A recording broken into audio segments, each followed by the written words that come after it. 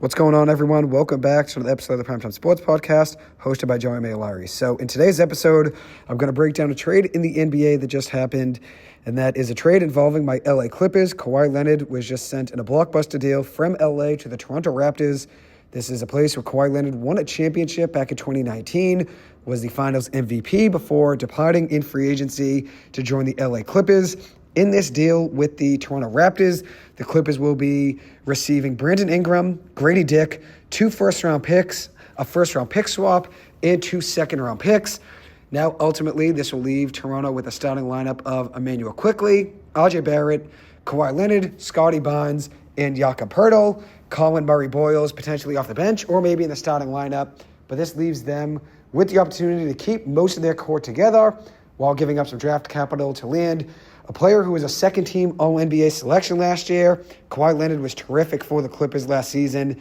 He averaged 28 points per game, 27.9 to be exact, which was a career high for Kawhi Leonard, averaging 28 points alongside 6 rebounds and 4 assists, shooting 51% from the floor, 39% from 3, and 89% from the free throw line. He finished the season with 57 straight games with 20 or more points. Also had a career-high 55-point game this past year. In his tenure in LA, he averaged 25 points, 6 rebounds, 4 assists, was a 4-time All-Star, 1-time All-Star MVP, a 1-time first-team All-NBA, a 3-time second-team All-NBA selection, and was a second-team All-Defense selection as well. He brought the Clippers to their first Western Conference Finals in franchise history back in 2021. And ultimately, that ends up being the best part of the Kawhi Leonard and Paul George era, the 2013 era in LA. The best part of it ends up being a 2021 Western Conference Finals loss to the Phoenix Suns. In 2020, the Clippers were a second-round exit. Then, as I mentioned, 2021, a Western Conference Finals loss. 2022, they missed the playoffs. 2023, 2024, and 2025. And all 3 of those seasons, they were first-round exits. And then in 2026, they missed the playoffs, losing in the play-in in 26 and in 2022. All in all, in 7 seasons for Kawhi, the Clippers only had 3 playoff series wins, which ultimately is very disappointing considering how much talent this team had. They had their chances over the last few years. At one point in the last 3 years, they had James Harden, Paul George, and Russell Westbrook, and Norman Powell all next to Kawhi Leonard. And I look back at this era now, and it was a lot of fun basketball to watch. Ultimately, they didn't get a ring, and I know people are going to look at the era as a failure because of that, and I understand that. They went all in. They put all the chips in, traded for Paul George because the tactic that Kawhi Leonard used to get to the Clippers was, I'll sign with the Los Angeles Lakers reportedly if the Clippers didn't trade for Paul George. The Clippers lost all of their bargaining power with Oklahoma City. If Kawhi Leonard doesn't make it known that he's only going to LA, if Paul George is traded there, maybe the Clippers could have held SGA in those trades. Maybe Kawhi Leonard could have said, you know what, hold your draft picks. I'll play alongside SGA and see how things go. I will say this, though. I don't know if SGA would become the exact same player he is today because going to Oklahoma City was a benefit for him. He had 2 or 3 development years where he could kind of do what he wanted, learned the ins and outs of how to succeed in the NBA, and that did end up helping his career and the trajectory of his career, which ends up being, 2-time reigning MVP in the NBA. SGA is a special player. The Clippers obviously made that trade knowing they would get Paul George and Kawhi Leonard. They were getting Kawhi Leonard, who just won Finals MVP, and got Paul George, who finished top 3 in the NBA in the MVP vote that season. Paul George, if you look back at his time in Indiana, obviously suffered a major leg injury. To have the career that he had after suffering that major leg injury and ultimately being a top 3 MVP candidate at one point in that 2018-2019 season, it's very special. No one really talks about how Paul George kind of reshaped his career and still had a great career despite suffering a gruesome injury. But that is obviously all now in the past. The 2013 era is over with. And I look back at this 2013 era, and I know people are going to look at it and say, well, they didn't get a ring, so it's an ultimate failure. And like I noted, I get that. The Clippers went all in, and when they made that trade for Paul George, they knew they were giving their future draft capital away and basically going all in to win a ring right now in the Kawhi Leonard, Paul George era. And you look back at it, just 3 series wins is disappointing. And in that trade, the Clippers gave up SGA, Danilo Gallinari, 4 first-round picks in 2022, 2024, 2026, and also Miami's 2021 first-round pick. They also gave up a 2023 first-round pick for Miami alongside swap rights in 2023 and 2025. So the Clippers in that deal gave up 5 first-round picks and 2 swaps alongside SGA. Ends up being a trade now people look at, and it's lopsided, considering SGA's now won 2 MVPs back-to-back and won the NBA Finals last summer. And I look back at that era, the 2013 era, and had that trade never happened, I wouldn't be a Clippers fan today. And I remember during the pandemic watching them play a lot on TV, since at night there wasn't really many sports going on, and the LA Clippers are primetime TV because you have obviously LA and then you have Paul George and Kawhi Leonard. And I remember the night I fully went from being a Celtics fan to being like, you know what, I'm all in on this Clippers team. And I look back at that Terrence Mann game, Game 6 of the Western Conference Finals back in June of 2021, where he had 39 points. And I remember that was a turning point for me because I was a Celtics fan still at that point. But that night I was like, you know what? I really like this team. And it's no longer I'm just a Paul George fan. I became a fan of a lot of players on that team. And I've probably given this story before, but I became a fan of Marcus Morris, Terrence Mann, Nick Batum, just to name a few there. And then you look at the turning point for me when I became truly like a diehard Clippers fan was the start of that following season. So the 2021-2022 season, when that began, and I was going back into my junior year at BC, I remember in the first week or two of that season, that's when things completely shifted, and I lost my fandom of the Celtics and went fully in on the Clippers. And now I look at this team now and I know we're in a rebuild, and a lot's happened since I became a Clippers fan back in 2021, which in 2019, 2020, I would watch them because I like Paul George, but I was still a Celtics fan at that point. I switched over to the Clippers because the Clippers were fun to watch, and I was a big Paul George fan, and then I started liking the entire team. How much grit they played with. They hustled nonstop. And I used to call it the Clipper mentality, where those guys back then would fight for every loose ball. They would never give up a 2-on-1 and let one of their teammates be, held out to, face a 2-on-1 on their own. They never did that. They dove on every loose ball. They always hustled. They never gave up. They came back down 20 points, it seemed like, every night. And that's what made that team special. And that's why I started becoming a Clippers fan and only a Clippers fan. And I look at this era now that it's over with, and I look back at a lot of great moments. One being a 26-5 run back in the 2023-2024 season, where we saw a 26-5 run with Kawhi Leonard, Paul George, Russell Westbrook, and James Harden all playing on the floor at the same time. And those are 4 of my favorite basketball players ever. They're all my top 10 probably favorite players of all time. So to be able to see them play in person at the Barclays Center a week or two after the James Harden trade went down in October of 2023 on Halloween, I still remember that moment. It was special to see them play in person. And I had the opportunity to see Kawhi Leonard play in person a few more times after that. One more time in Brooklyn, and then another time in Boston. And it was always special seeing Kawhi Leonard on the floor, whether it was in person or on TV. And I know a lot of people look back at the Kawhi Leonard time in LA and they'll talk about injuries and load management. But Kawhi Leonard this past season played 65 games and was a second-team All-NBA selection. And in my opinion, most nights was the best player on the floor in any matchup. Was the best player on the floor any given night this past season. Most nights, he was the best player on the floor for either team.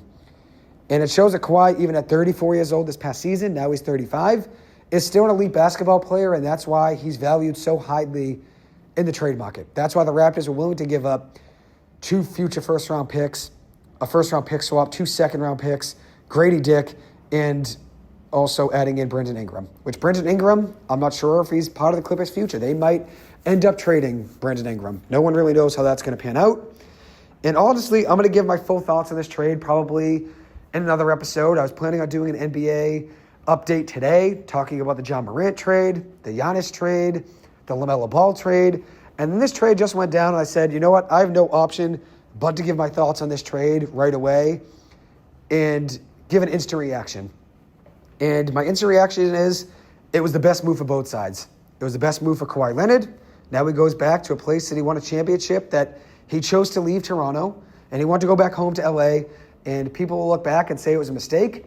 But Kawhi Leonard had the opportunity to go back home, and as a free agent, you have the right to do so. And he did win the Toronto Raptors their first ring in franchise history. So even if he didn't go back to Toronto and repaired his relationship, at the end of the day, he's always a Raptors legend because of that incredible run he had back in 2019. And you look at where the Clippers are right now. They're in a rebuild. Over the last 5 months, the Clippers have now traded James Harden and Kawhi Leonard. And they've gotten younger, declining a team option yesterday on Nick Batum, on Bogdan Bogdanovic. Another guy, Bradley Beal, opted out of his player option for this upcoming season. John Collins is currently a free agent.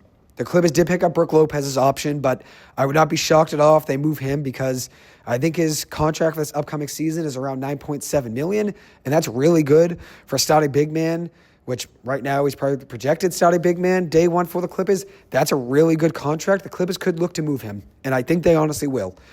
But the Clippers are getting younger. There's no other way to put it. They're looking to reset, and it makes sense for the Clippers to move Kawhi Leonard because not only is his value highest right now, as high as it's been probably in 2 or 3 years, but you're also kind of approaching a time where the Western Conference is only getting better, and if you weren't able to win with Kawhi Leonard and Paul George and James Harden before, having an older roster in today's day just doesn't really work. And at the end of the day, I've gotten what I've wanted from the Clippers. I wanted them to trade for James Harden. I wanted them to sign Russell Westbrook. I wanted them to sign Bradley Beal. I wanted them to sign Ben Simmons. I wanted them to sign Derrick Jones Jr. And I've gotten my way with a lot of those things. The Clippers have honestly gotten me a lot of the players I've wanted on the Clippers. They have gotten. And at the end of the day, I can't complain about that. They've gotten a lot of players that I've wanted. But I did know ultimately that it was the right time for the Clippers to move on from Kawhi. As tough as it is to say, and as sad as I am to say it, I just saw the notifications come through that the Clippers traded Kawhi, and the first thing I did was go to Spotify, typed in Coldplay Yellow, and played it. Sad song, but I felt that it fit this moment, and at the end of the day, I wasn't going to play a happy song. Trading Kawhi Leonard isn't something I'm happy about, but I know that it was the right move for the Clippers, and it's a right move for Kawhi Leonard. The Clippers did right by Kawhi, and they said, you know what? Where would you want to be traded? Because the Clippers and Kawhi Leonard couldn't come to terms on a contract extension. It seemed like the Clippers, knowing Kawhi was 35 years old, did not want to give him a 2-year, $126 million contract extension, and they were going to let him either play on the last year of his deal, which was around $50 million the upcoming season, or trade him and let him get that extension elsewhere. And Toronto was willing to do that, and now he's going to presumably finish his career in Toronto, a Toronto Raptors team that I was very high on before the start of last season. I had them as a playoff team. I had them as a 5 or a 6 seed in the East. They ended up being right around there, and they shocked a lot of people this past year. They didn't shock me, though. I saw them play against the Celtics in the preseason last year, and I said, you know what? This Raptors lineup is really good, and they have a really good coach in Rajakovic, so I knew they were going to be a good team this past year. And now you're adding Kawhi Leonard to a team that just made the playoffs and lost in the first round as the 5 seed to the Cleveland Cavaliers. And that was their first postseason appearance since 2022. So pretty impressive that they had a great year last year, and now you're adding Kawhi Leonard to that lineup, a lineup that is only going to get better when you have Kawhi Leonard on the floor. And I know a lot of it is depending on Kawhi Leonard's health, but when Kawhi Leonard is on the floor, he is still most nights the best player on the floor in any given game. That's how talented he is.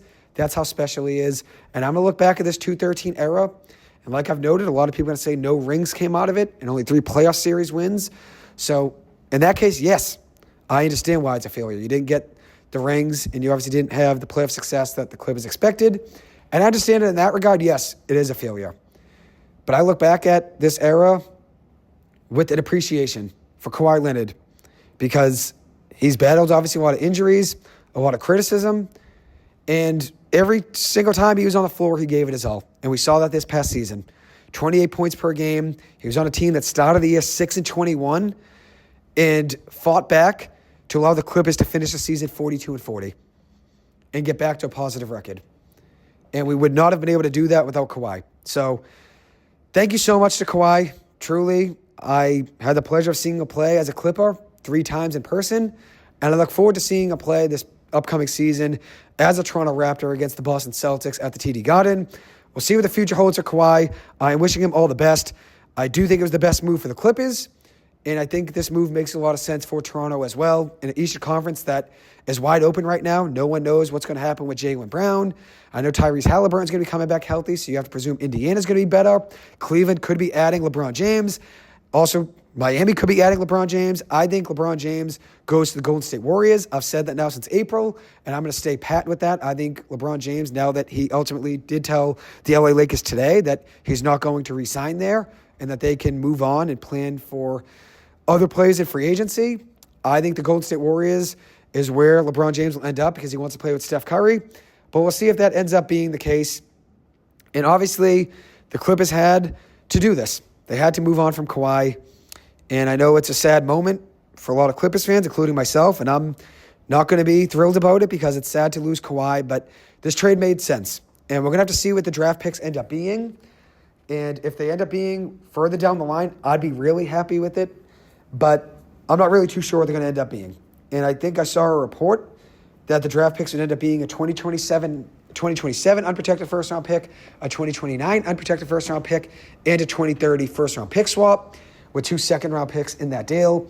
We'll see what happens. I'm not sure if that ends up being the truth. That's just something I read on Twitter from somebody. I'm going to wait to see how things get confirmed. And then I'm going to have another episode at some point in the next day or so where I'm going to break down a lot of trades that have happened in the NBA, including Giannis and LaMelo Ball. But just want to give my instant reactions here since I'm a Clippers fan. I felt like it was best for me to come on here and talk. So thank you to Kawhi for all the great memories as a Clipper. And obviously this past year was special for him. Like I said, he had 57 straight games with 20-plus points. That was the second longest active streak in the NBA. Also had 5 40-point games this past season. If you look at the other 6 years he was on the Clippers roster, he only had 5 40-point games combined within those 6 seasons. And then this past year, he had 5 on its own. So very special, obviously, this past year, what he was able to do. This trade obviously gives the Clippers the ability to get younger, which was their goal in the James Harden trade. Obviously, it ended up helping them, trading James Harden, getting Darius Garland, and getting younger. Darius Garland is 10 years younger than James Harden, so that trade made sense.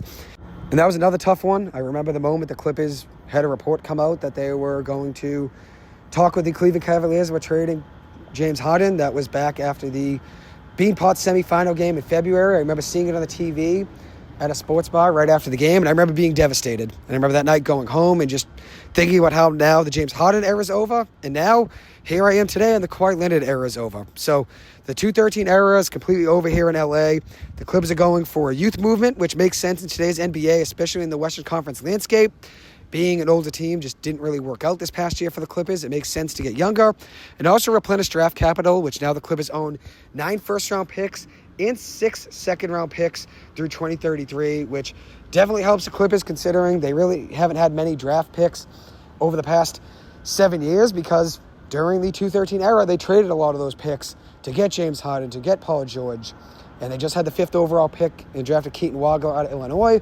I'll give my thoughts on that draft pick and the NBA trades that have gone on now over the past week, including LaMelo Ball, Giannis Antetokounmpo, and now Kawhi Leonard. I'll give more thoughts on that trade and the other 2 trades sometime later this week. Anyways, that'll wrap up this episode. Thank you guys so much for taking the time to listen to this.